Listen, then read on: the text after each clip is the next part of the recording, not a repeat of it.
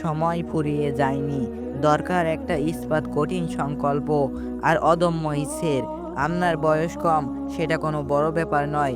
ব্যাপার হচ্ছে আপনার ভেতরে সাহাবী আব্দুল্লাহ ইবনু আব্বাস রাদিয়াল্লাহু তাআলা আনহুর মতো সবুজ সতেজ চেতনা আছে কিনা, যেই চেতনা গভীর শোকের মাঝেও খুঁজে নেবে শেখার উপকরণ, যে চেতনা আপনাকে আনন্দিত করবে নতুন করে শিখতে, নতুন কিছু শিখতে। বয়সের ভারে ঘাবড়াবেন না, চিন্তিত হবেন না।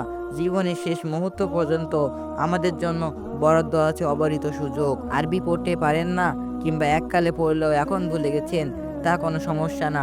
সমস্যা তখন হয় যখন শেখার জন্য আপনার মাঝে কোনো তাড়না না থাকে। বনশ্রীর সেই বৃদ্ধা, যাকে আমি দেখতাম কুঁজো হয়ে যাওয়া শরীর নিয়েও রোজ আরবি পড়তে আসতেন, তার দৃঢ়তা আর ধৈর্যকে আমার কাছে কখনোই নুয়ে পড়া কিংবা ম্লান হয়ে আসা কোনো কিছুই মনে হতো না। বরং মনে হতো থুরথুরে শরীরের আড়ালে একটা অদম্য যৌবন শক্তি কোথায় যেন লুকিয়ে আছে, যা তাকে জীবনের শেষ লগ্নে এসেও কাবু করতে দেয়নি। বয়সের ভার কিংবা সময়ের স্বল্পতা কখনোই শেখার পথে বাধা নয়।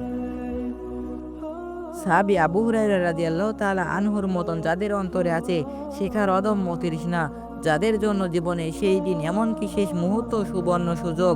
কবি বলেছিলেন, বিশ্বজোড়া পাঠশালা মোর সবার আমি ছাত্র। ছাত্র হওয়ার একটা দারুণ মজা আছে, শিখতে পারার মজা।